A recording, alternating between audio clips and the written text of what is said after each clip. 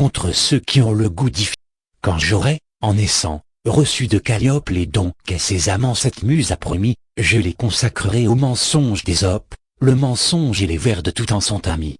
Mais je ne me crois pas si chéri du Parnasse, que de savoir orner toutes ces fictions, on peut donner du lustre à leurs inventions, on le peut, je l'essaye, un plus savant le fasse.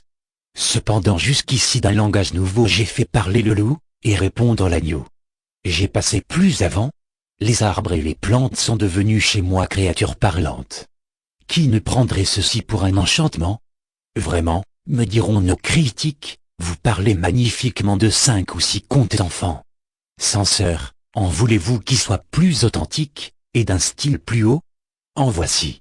Les Troyens, après 10 ans de guerre, autour de leurs murailles, avaient lassé les Grecs, qui, par 1000 moyens, par 1000 assauts, par 100 batailles, n'avaient pu mettre à bout cette fière cité, quand un cheval de bois par Minerve inventé d'un rare et nouvel artifice, dans ses énormes flancs reçut le sage Ulysse, le vaillant Diomède, Ajax l'impétueux, que ce colosse monstrueux avec leurs escadrons devaient porter dans Troie, livrant à leur fureur ces dieux même en proie.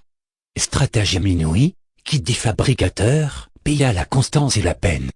C'est assez, me dira quelqu'un de nos auteurs.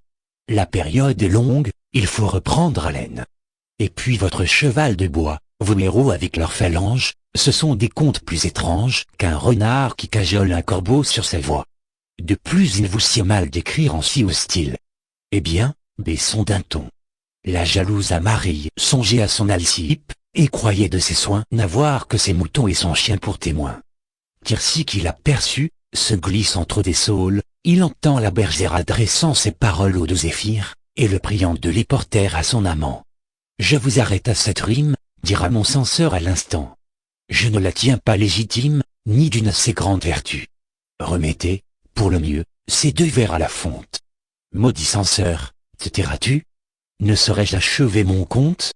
C'est un dessein très dangereux que d'entreprendre de te plaire. Les délicats sont malheureux,